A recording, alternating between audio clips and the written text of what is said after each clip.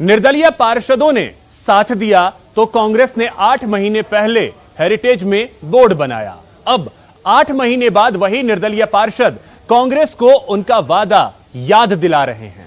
कह रहे हैं बोर्ड बनवाया, अब तो कोई पद दिलवाओ।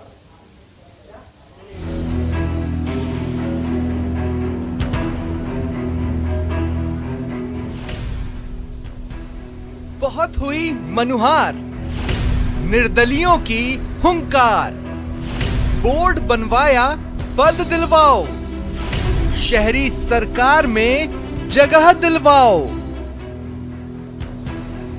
जिनके सहारे कांग्रेस ने हेरिटेज नगर निगम में बोर्ड बनवाया, अब वही निर्दलीय पार्षद अपने तेवर दिखा रहे हैं, याद दिला रहे हैं, अपनी नाराजगी जाहिर कर रहे हैं। 8 महीने बीत चुके हैं समितियों में जगह मिलने की आस लिए। इन निर्दलीय पार्षदों के सब्र का बांध टूट रहा है। ये स्वाभाविक बात है, देरी नुकसानदायक है, जनता में गलत मैसेज है। बाकी कोई ना कोई ऐसे कोई पॉइंटों पर चर्चा होना बाकी है, जो चारों विधायक, क्षेत्रीय विधायक तय करके जल्द से जल्द इस समितियों का गठन कर देंगे। जल्द से जल्द हो जाना चाहिए, जल्द से जल्द हो जाना चाहिए। फेस करने में चुनौती आती होगी? बिल्कुल आती है, जनता को जब हर चीज़ का जवाब देना पड़ता है, काम होने में भी थोड़ी बाधा आती है। अब हो जाना चाहिए। आप अपनी साफगोई के लिए भी जा रही थी, आपने नगर निगम में भी कई बात नहीं, अब हो जाना चाहिए। देखिए, अगर कुछ दिक्कतें थी तो कोई अब, लेकिन हो जाना चाहिए, अब हो जाना चाहिए, हम ये चाहते हैं। अब हमारे पास बोर्ड के लिए इनके पास मेंबर नहीं थे। अगर हम लोग ही नहीं होते तो क्या आज ये कांग्रेस के पार्षद जो मान रहे हैं अपने आप को, टिकट भी लिया और वो जीत के भी आए। हम तो 0 पॉइंट से जीत के आए ना, इसलिए हमें फायदा तो हमें मिलना चाहिए ना कि हमने इनको बोर्ड में सहयोग बनाया। कांग्रेस का पहली बार बोर्ड बना हेरिटेज में। उधर हेरिटेज नगर निगम की मेयर मुनेश गुर्जर खुद स्वीकार कर रही हैं कि निर्दलियों में नाराजगी जरूर है, लेकिन समितियों के गठन में हो रही देरी के लिए गेंद विधायकों के पाले में फेंक रही हैं।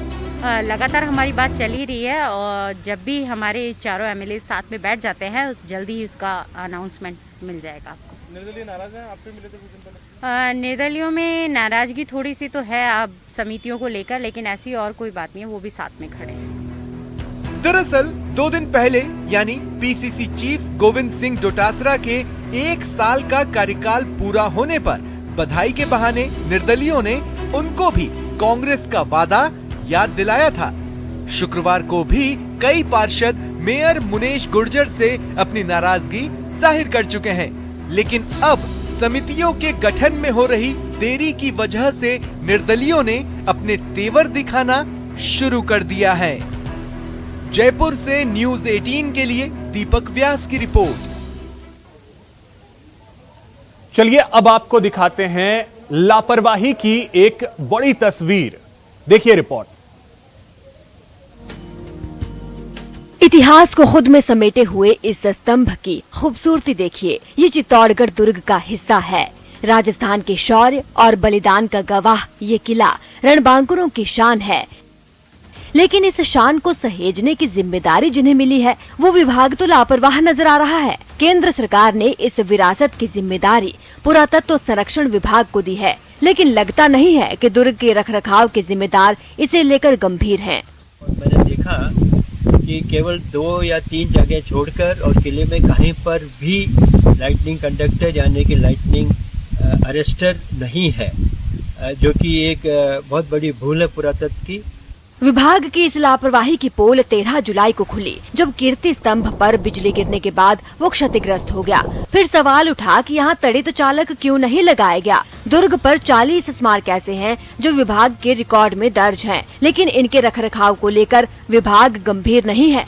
लापरवाही का आलम ये है कि महज 3 स्मारकों पर आकाशीय बिजली से बचाव के लिए तड़ित चालक लगाए गए थे, जिनमें से एक चोरी भी हो गया था। 8 साल बीत गए, अब तक मरम्मत नहीं हुई, और अब जब लापरवाही सामने आई तो लोगों और दुर्ग के विकास से जुड़ी संस्थाओं में रोष है। कीर्ति स्तंभ जहाँ पर ये बिजली गिरी है, 8 साल पहले एक बार ऐसा इंसिडेंट हुआ था और कंडक्टर की जो प्लेट थी वो चोरी हो गई थी और आज तक वो रिपेयर नहीं हुई और इसी कारण इसमें बिजली गिरी और ये नुकसान हुआ। 70 साल से इस दुर्ग पर विकास के नाम पर करोड़ों खर्च किए गए, लेकिन अब लापरवाही सामने आने के बाद सवाल खड़े होने लगे हैं।